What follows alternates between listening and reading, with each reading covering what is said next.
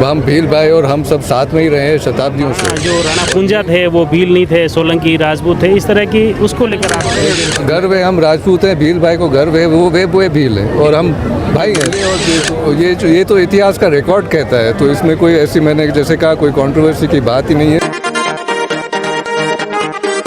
अभी भोपाल सागर में एक मूर्ति की स्थापना को कार्यक्रम चल रहा है महाराणा पूंजा जी के और इनके, तो इसको लेकर एक विवाद उठा है कि वो राणा पूंजा थे, वो भील नहीं थे, सोलंकी राजपूत थे, इस तरह की उसको लेकर आप देखिए, मैंने कहा है ना कि जहाँ पे भी राजनेता आते हैं वहाँ कुछ न कुछ वो जो बनी हुई चीज़ है उसको बिगाड़ने में कहीं ना कहीं कुछ दिमाग चलता है और वो ऐसे ही करते हैं। वो हम दशकों से देखते आ रहे हैं। अब हम भील भाई और हम सब साथ में ही रहे हैं शताब्दियों से, और ये जो बात उठी है करीब 19 कुछ दशकों पहले।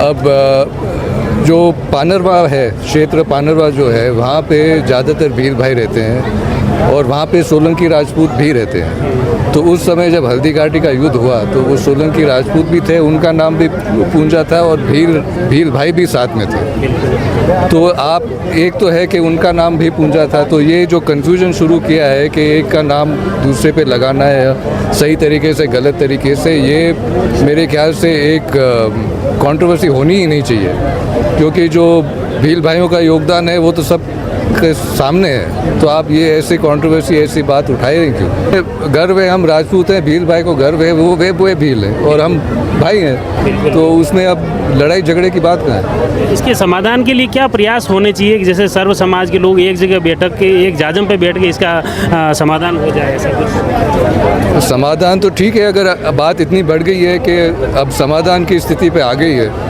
तो जो भी भील भाई के जो भी उच्च स्तर के लोग हैं, जो उनके सरदार हैं या उनके जो आगे प्रतिनिधि हैं, वो आके मिल लें। और ये तो इतिहास का रिकॉर्ड कहता है, तो इसमें कोई ऐसी मैंने जैसे कहा कोई कंट्रोवर्सी की बात ही नहीं है, उसका सुझाव भी बहुत आसानी से हो जाएगा।